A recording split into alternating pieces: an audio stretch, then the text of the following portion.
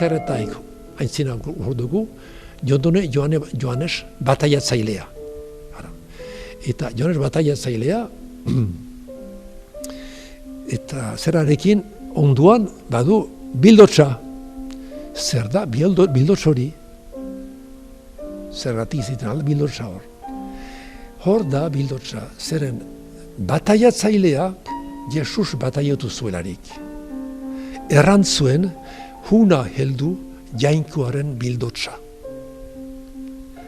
Hortik ateratzen, Jondone Joaniren evangeliotik ateratzen da, Batistaren edo bataiatzailearen bildots hori.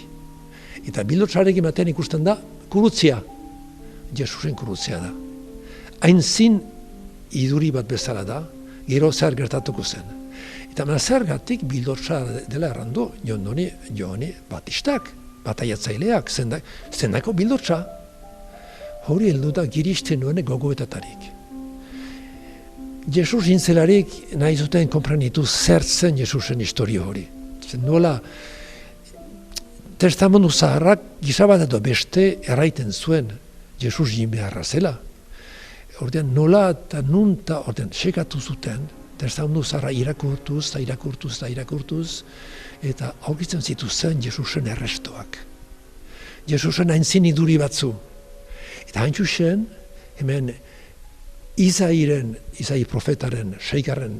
mendekoa, Jesus aintzineko 6. mendeko Izai profetaren pasarte batean, idatzia da, gizon bat, bada, sufritua, joa, eta dena jasaiten dituena herriaren honetan.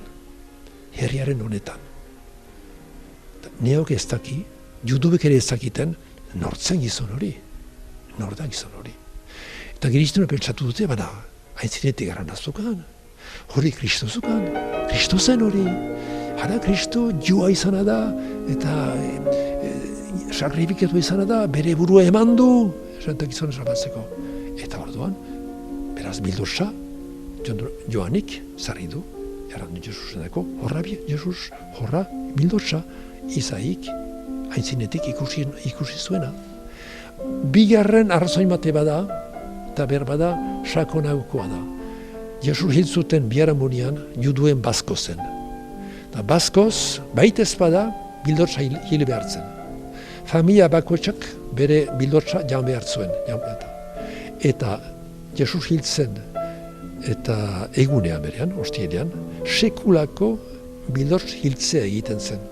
Zeren biharamunian behar zuten bildotsa jan, eta Jesus hil zen egun hartan berean, ostiele esten duzu egiten dugu guk, bildotsa hiltzen ziren. Orduan, lotura bat eginda, juduek hiltzen zuten bildotsa, Egiptoan zirelarik, esklabo zirelarik, Basko gaubean libratuak izan ziren, bildots jantzuten bildotsaren odolari esker. Beraz, bildotsa bilakatu zen juduen gogoan, libertatearen, librantzaren eta keinu bat bezala, simbolo bat bezala. Eta hortakoz, gaur oraino, ikusten ditugu eta juduak, beren Baskoa egiten, bildotska janez, bildotsaren besta egiten dute, eta bildots hori, ospatzen dute beren librantza, Basko juduendako librantzaren besta da. Eta kiristerendako ere ba, zeren Jesus hiltzen, eta Jesus piztu zen Basko egunarekin. Horre beraz, horrek esplikatzen du nolaz, Jondone Joani Batistak deitu zuen Jesus bera, jainkoaren bildotsa. Eta hori horrezarria da. Horren bestelerdian, ezakigun orden. Emailea ziteken, hau ordaindu duena, zeren hori gertatzen maizen ardura, eta emaileak bere itxura nahi zuen, nunbait eta ezar zadin. Baliteke, zeren ez da ageria pesadenik, badu boneta ozaleko zerabait handi, buruaren gainean, ez du seinalarik, kapa handi bat badu, ez da gio.